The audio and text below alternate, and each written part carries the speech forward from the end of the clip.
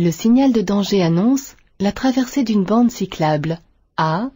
Un débouché de cyclomotoristes. B. Un débouché de cyclistes venant de droite ou de gauche. C.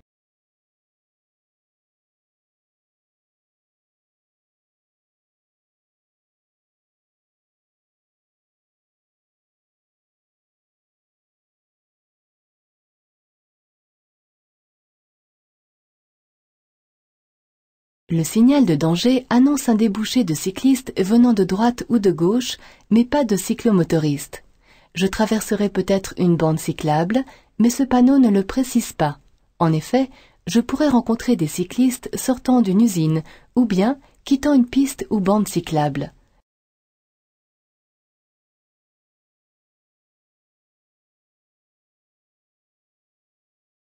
Je m'engage. A. Je cède le passage. B.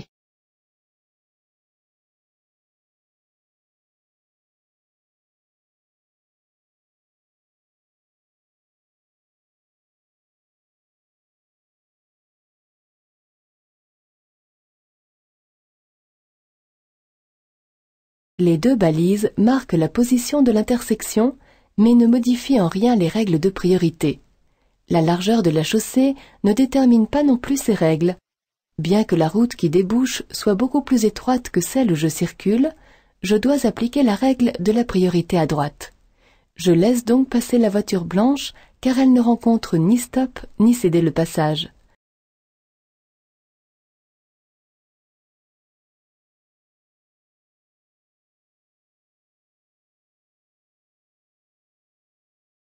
En marche normale, je suis bien placé pour aller à Sombernon.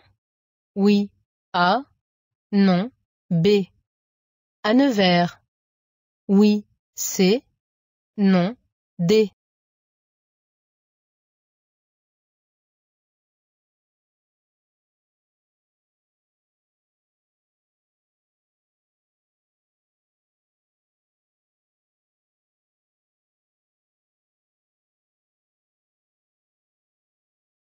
Pour emprunter la sortie qui conduit à Sombernon, je devrais être sur la voie de droite. La ligne à ma droite est une ligne de dissuasion. Elle ne me sépare pas de la voie de décélération, qui débute un peu plus loin, mais de la voie de droite. Cette dernière permettant également de me rendre à Nevers, je ne suis pas bien placé en marche normale. Il aurait fallu choisir la voie la plus à droite. Je me rabattrai quand la ligne sera à nouveau discontinue. Cette passagère est bien installée. Oui. A. Non.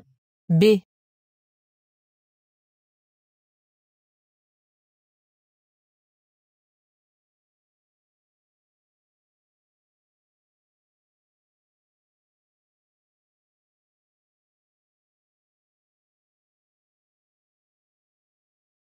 Cette passagère a correctement attaché sa ceinture de sécurité. En revanche, elle n'a pas rehaussé son appui-tête. En cas de choc, ce dernier permet de protéger sa nuque afin d'éviter qu'elle reparte en arrière, ce que l'on appelle communément le coup du lapin. Elle doit donc relever son appui-tête de manière à ce que sa tête soit au niveau de la partie haute.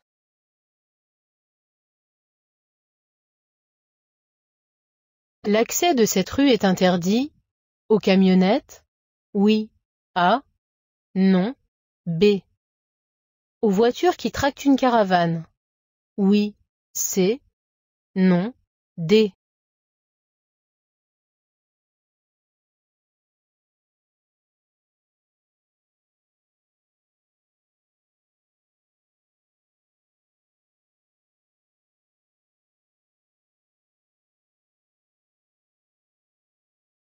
Ce panneau interdit l'accès à tous les véhicules affectés au transport de marchandises. L'accès de cette rue est donc interdit aux camionnettes. En revanche, une voiture qui tracte une caravane n'est pas concernée par cette interdiction.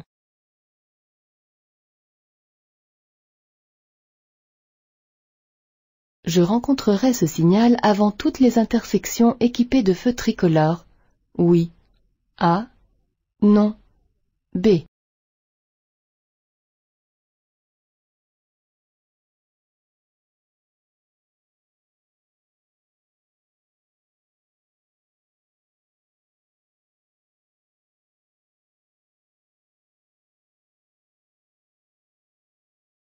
Ce signal n'est pas systématiquement implanté avant chaque feu tricolore.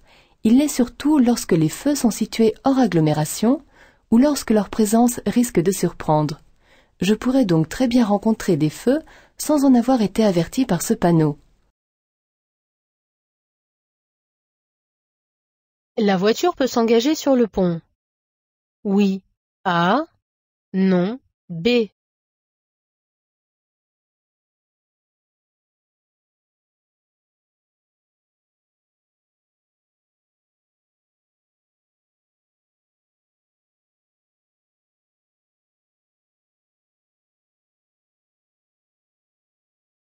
Le panneau indique que la voiture rouge a la priorité sur les véhicules qui arrivent en sens inverse.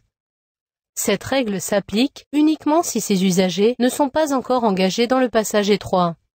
Un cycliste est engagé. La place n'étant pas suffisante pour laisser un écart d'1,50 m entre le cycliste et la voiture, son conducteur ne doit pas s'engager sur le pont avant que le cycliste ait terminé sa traversée. Je peux dépasser cette voiture par la droite. Dans le cas numéro 1, oui, A, non, B. Dans le cas numéro 2, oui, C, non, D.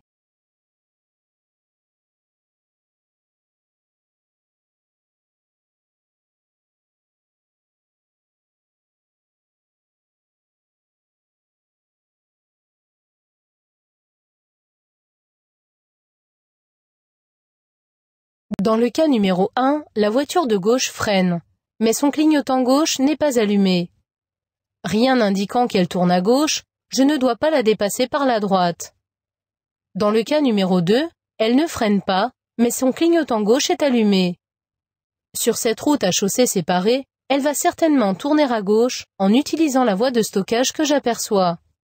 Dans ce cas, je peux la dépasser par la droite. La consommation d'alcool rétrécit le champ visuel. A. Diminue le temps de réaction. B. Incite à prendre plus de risques. C. Entraîne une imprécision dans les gestes. D.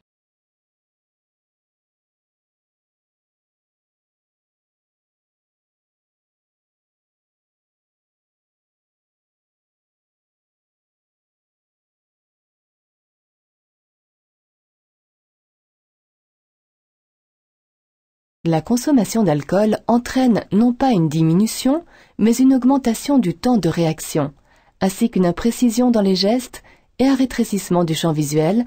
Le conducteur voit alors moins bien sur les côtés. L'alcool lui donne une confiance excessive en lui, l'incitant à prendre plus de risques, alors que ses capacités sont fortement diminuées.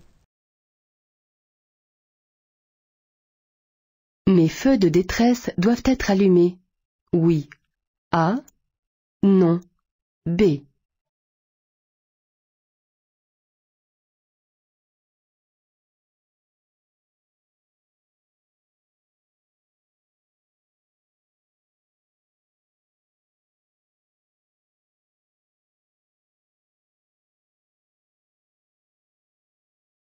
J'allume les feux de détresse lorsque mon véhicule est le dernier d'une file ralentie ou arrêtée, afin d'avertir du danger les usagers qui arrivent derrière. Les véhicules devant commencent à redémarrer, mais un regard dans le rétroviseur permet de constater que je suis arrêté et que d'autres véhicules sont arrêtés derrière moi. Comme je ne suis plus le dernier véhicule de la file, mes feux de détresse sont inutiles et peuvent donc être éteints. Dans ces conditions, si je roule à 100 au lieu de 110 km/h, je réduirai le risque d'accident. A. La consommation de carburant. B. Les émissions de CO2. C. Le temps de parcours. D.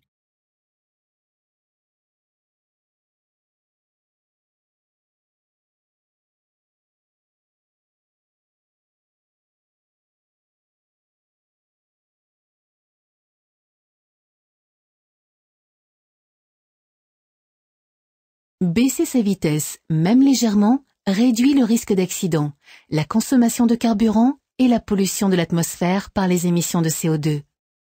Si je roule à 100 au lieu de 110 km/h, mon temps de parcours ne sera augmenté que de façon insignifiante. J'entre dans une zone 30. Oui. A. Non. B.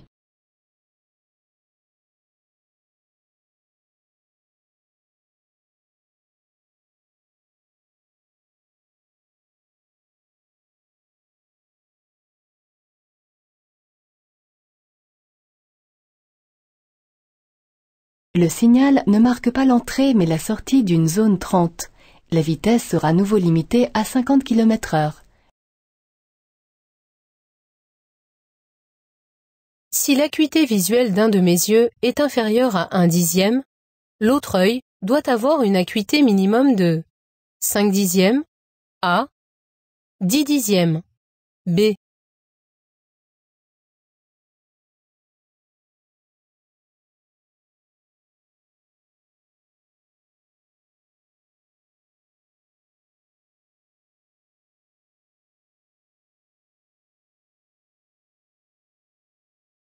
Une bonne acuité visuelle est indispensable pour percevoir une situation de loin et donc anticiper. Elle doit être au minimum de 5/10 en vision binoculaire, c'est-à-dire avec les deux yeux. Mais si je n'ai que 1/10 à un œil, l'autre œil doit avoir une acuité minimum de 5/10.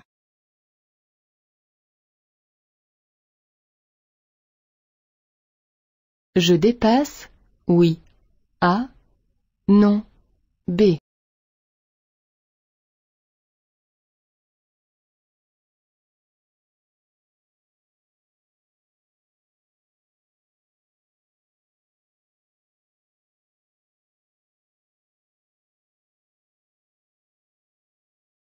Je circule sur une chaussée à 3 voies à double sens de circulation. La visibilité vers l'avant est bonne, aucun véhicule n'est sur le point de me dépasser et la voie du milieu est libre. J'allume le clignotant gauche et, après m'être assuré qu'il ait été compris, j'emprunte la voie du milieu pour dépasser la voiture verte. J'aurai la priorité de passage à la prochaine intersection. Oui. A. Non. B. Aux intersections suivantes. Oui. C. Non. D.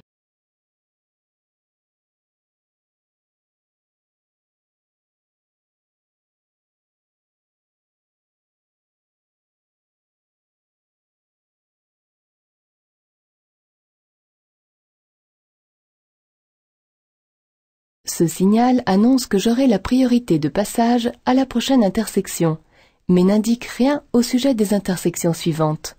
Je ne circule pas sur une route à caractère prioritaire. Je peux tourner immédiatement à droite. Oui. A. Non. B. Tourner à gauche au feu. Oui. C. Non. D.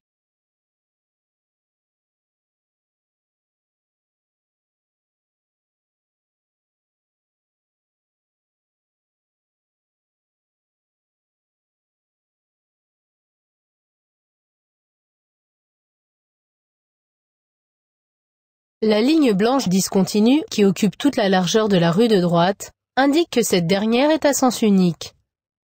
Je ne peux donc pas tourner immédiatement à droite, car je m'engagerai alors dans un sens interdit. Les flèches orientées vers la droite s'adressent aux véhicules qui veulent tourner dans la rue suivante. Ces flèches directionnelles confirment que je pourrais tourner à gauche au feu. Je roule plus vite que la voiture qui me précède. Je peux accélérer pour m'insérer devant elle. Oui. A. Non. B.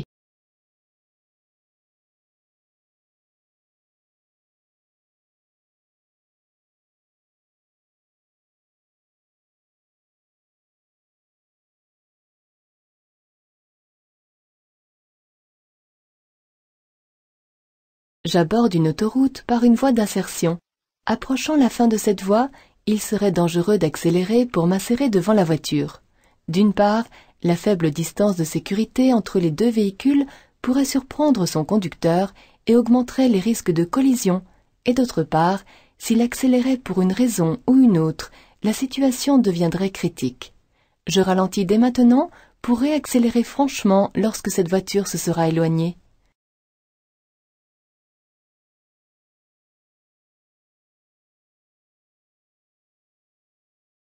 Je dois ralentir? Oui. A. Non. B.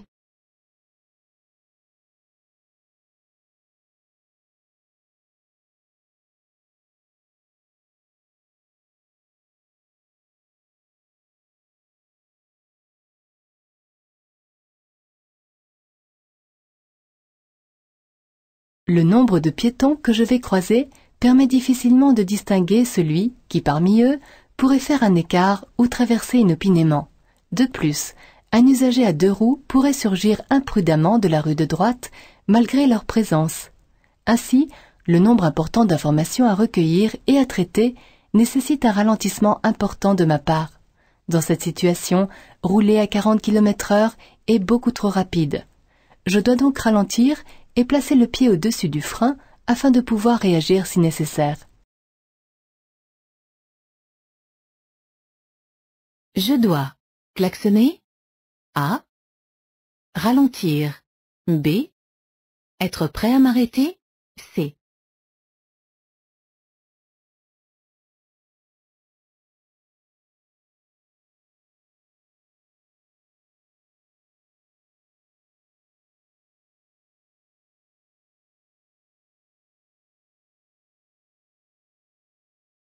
Je circule en agglomération et il n'y a pas de danger immédiat.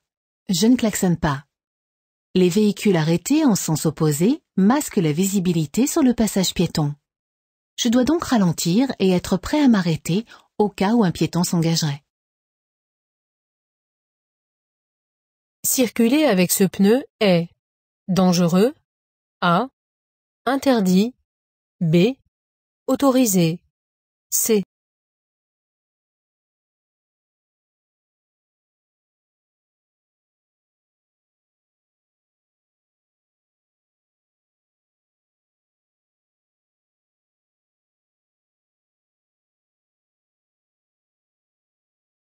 Les flancs d'un pneu ne doivent pas présenter de déchirures ni de coupures. Circuler avec ce pneu entaillé est donc interdit et dangereux. En effet, la structure du pneu étant fragilisée, le risque d'éclatement est grand. Sur autoroute, l'éclatement d'un pneu est une des premières causes de mortalité.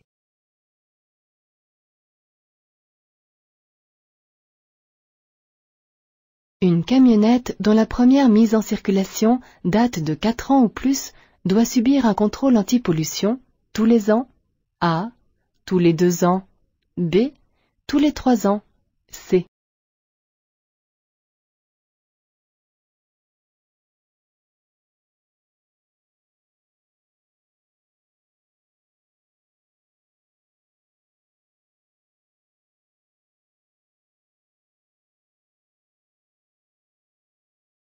Une voiture dont la première mise en circulation date de 4 ans ou plus est soumise à un contrôle technique tous les 2 ans. Le système anti-pollution y est systématiquement vérifié. Mais une camionnette doit subir un contrôle supplémentaire portant sur les émissions polluantes tous les ans. Avant de démarrer, je baisse le pare-soleil. A. J'active de l'air froid. B. J'active de l'air chaud. C. Je mets en route la climatisation. D.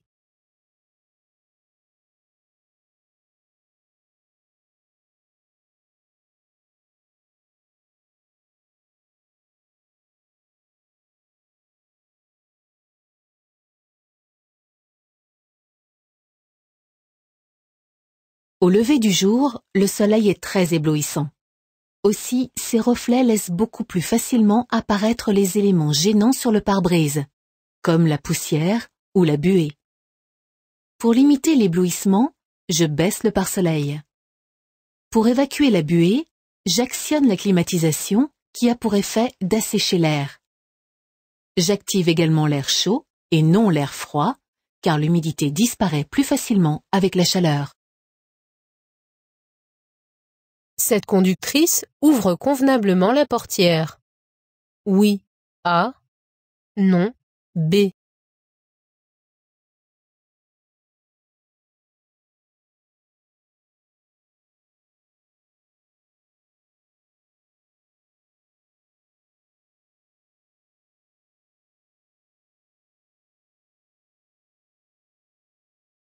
Avant d'ouvrir la portière, pour s'assurer de ne gêner aucun usager, il faut regarder non seulement dans le rétroviseur, mais aussi se retourner pour vérifier que personne n'est caché dans l'angle mort. Il est donc nécessaire d'ouvrir la portière avec la main droite, ce qui facilitera ce mouvement de la tête. Cette conductrice n'utilise donc pas la bonne main.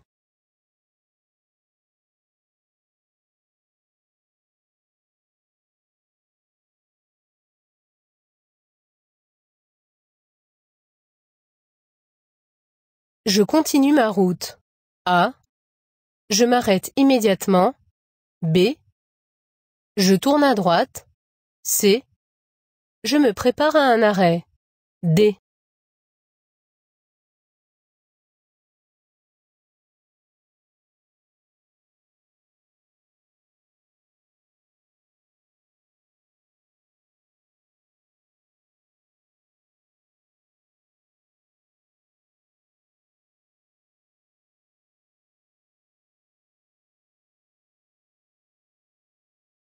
Lorsqu'un agent se place sur la chaussée devant moi et qu'il est de face, il me donne un ordre.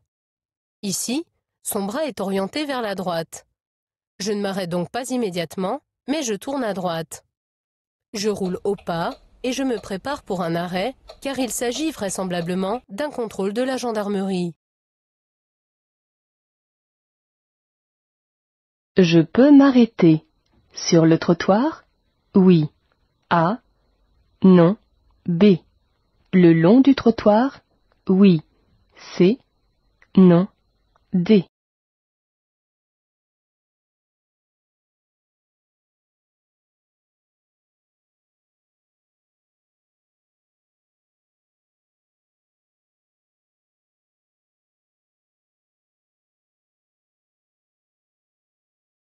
Vous n'avez le droit ni de vous arrêter, ni de stationner sur un trottoir.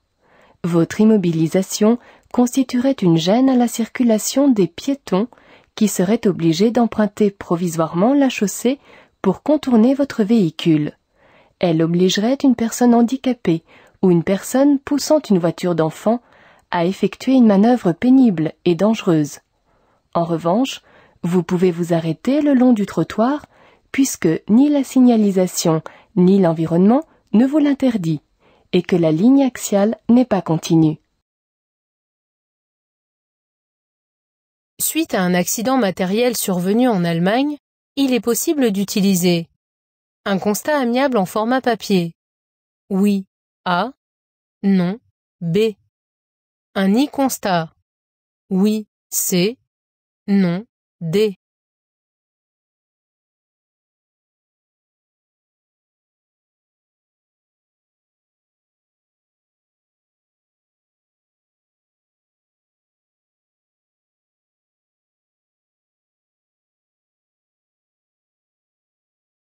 Le constat amiable en papier est utilisable pour tout type d'accident et reconnu dans les pays européens. En cas de sinistre survenu en Allemagne, je peux donc le remplir. En revanche, l'e-constat, effectué à l'aide de mon smartphone, ne peut être utilisé que si l'accident s'est produit sur le territoire français et s'il implique 2 véhicules immatriculés en France.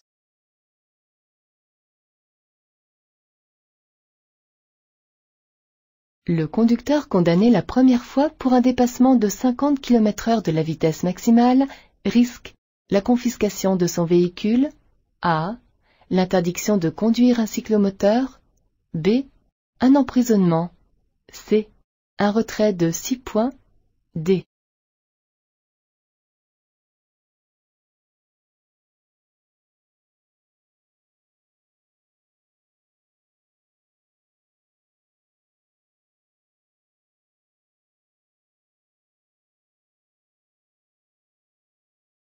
En cas de dépassement de 50 km/h ou plus de la vitesse maximale, le véhicule peut être confisqué.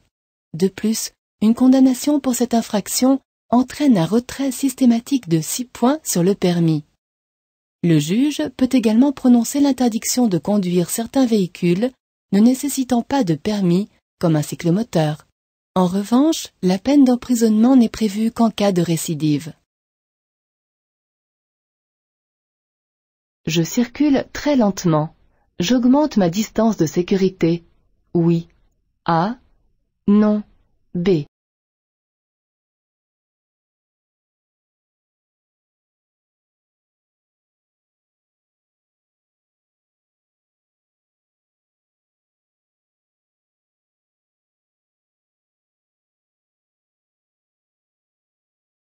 Une chaussée enneigée est particulièrement glissante. La voiture devant moi suit un chasse-neige qui peut ralentir à tout moment. Même en roulant très lentement, je risque d'être surpris par ce ralentissement, de déraper et d'entrer en collision avec la voiture rouge car je la suis de trop près. J'augmente ma distance de sécurité afin de me laisser la place et le temps de freiner si nécessaire. Je resterai sur l'autoroute si j'emprunte la première voie de décélération. Oui. A. Non. B. La deuxième voie de décélération. Oui. C. Non. D.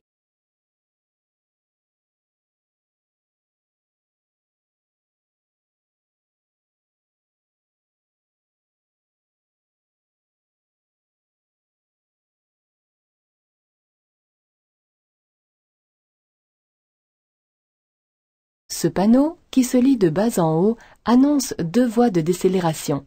Si j'emprunte la première qui conduit à l'aire de La Palme, je resterai sur l'autoroute. En effet, les aires d'arrêt font partie intégrante du réseau autoroutier. En revanche, si j'emprunte la deuxième, je quitterai l'autoroute par la sortie numéro 40. Je peux stationner sans feu dans un emplacement. Oui. A. Non. B.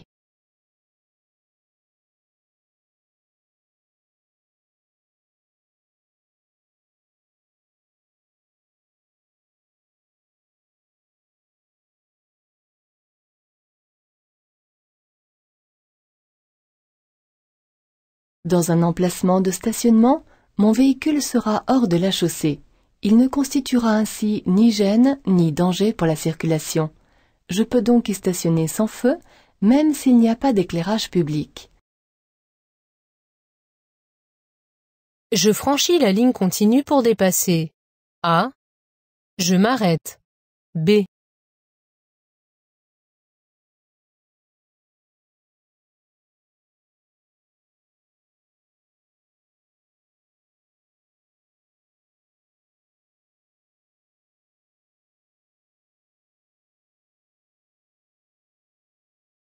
Le code de la route interdit de franchir une ligne continue. Mais il existe des circonstances particulières où cette manœuvre est inévitable. C'est le cas ici, puisque le camion est arrêté pour charger un véhicule. Plutôt que d'attendre indéfiniment, au risque de créer un embouteillage, je franchis la ligne continue pour dépasser ce véhicule immobilisé.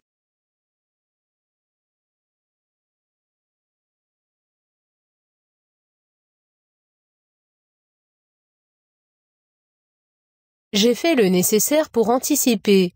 Devant moi, oui, A, non, B. Derrière moi, oui, C, non, D.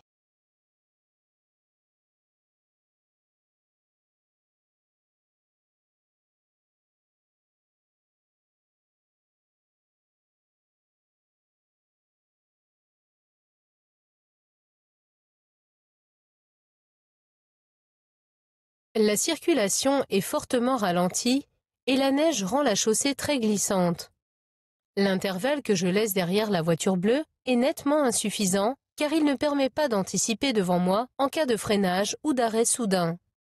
Il m'empêche également d'anticiper derrière moi pour éviter de me faire percuter par l'arrière. En effet, laisser un temps de sécurité suffisant à l'avant permettrait, en cas de fort ralentissement, de freiner en souplesse sans surprendre l'usager qui me suit. Je dois donc augmenter mon intervalle de sécurité.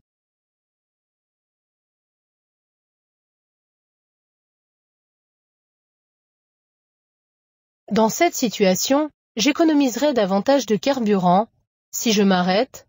A. Si je ralentis suffisamment pour éviter l'arrêt. B.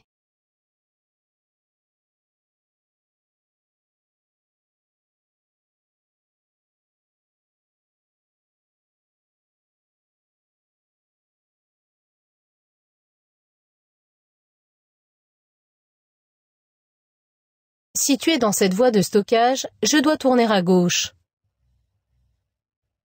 Je devrais céder le passage à la voiture en face.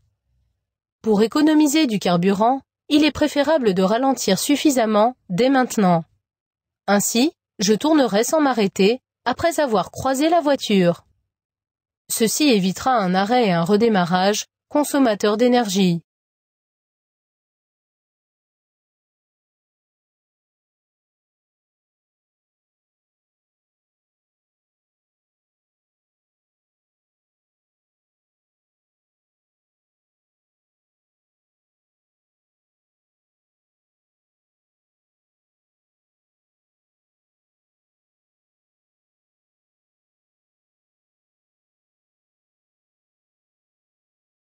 Je me prépare à céder le passage à droite. Oui, A. Non, B.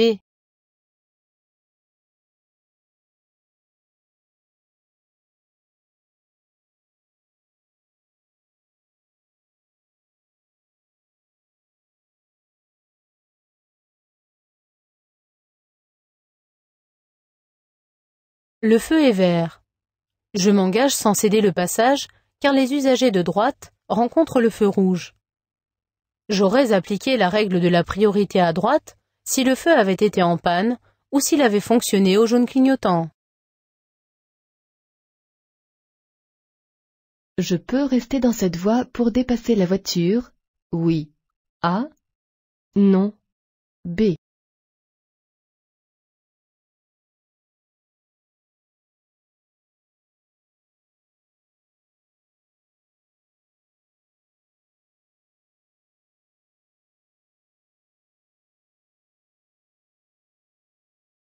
La large ligne de séparation et les flèches directionnelles m'informent que cette longue voie de stockage, réservée aux véhicules qui tournent à gauche, ne doit pas être utilisée pour les dépassements.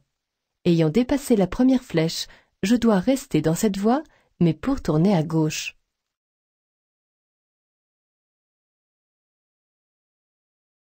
En marche normale, je suis bien placé. Oui. A. Non. B.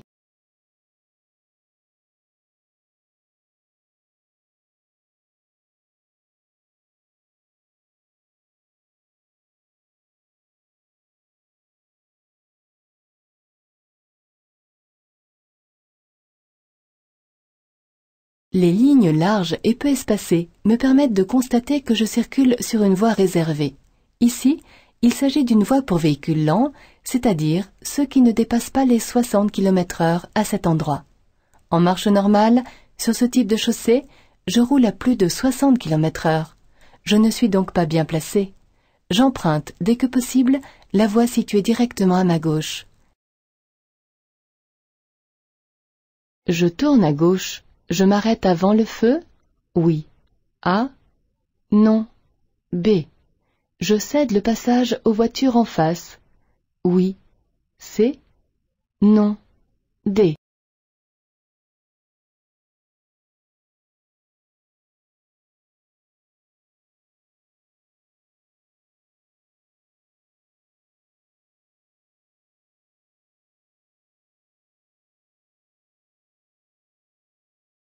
Le feu est vert, je peux m'engager. Je constate dans mon rétroviseur que la voie où je circule permet de continuer tout droit ou de tourner à gauche. Le feu vert concerne donc les deux directions.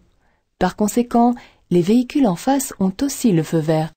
Comme je tourne à gauche, je dois leur céder le passage.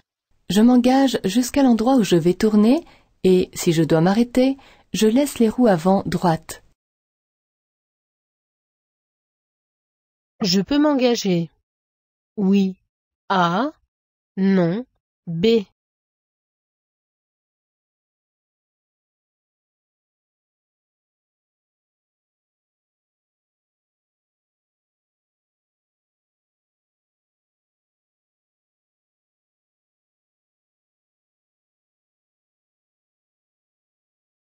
Dans cette zone de travaux, des feux tricolores règlent la circulation. Le feu jaune qui clignote en bas remplace un feu vert. Il passera ensuite au jaune fixe et au rouge avant de revenir au jaune clignotant. À ce feu, je peux m'engager. Les véhicules en face sont arrêtés par un feu rouge. Ce signal annonce une zone de travaux. Oui. A. Non. B.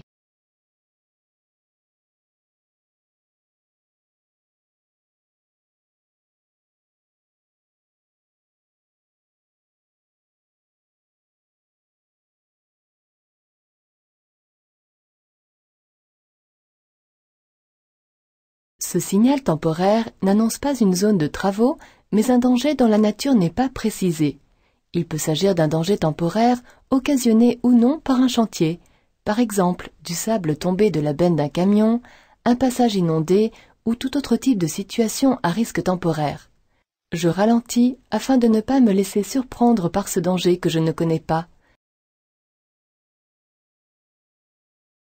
Pour économiser du carburant, je peux descendre cette pente au point mort. Oui. A. Non. B. Moteur coupé. Oui. C. Non. D.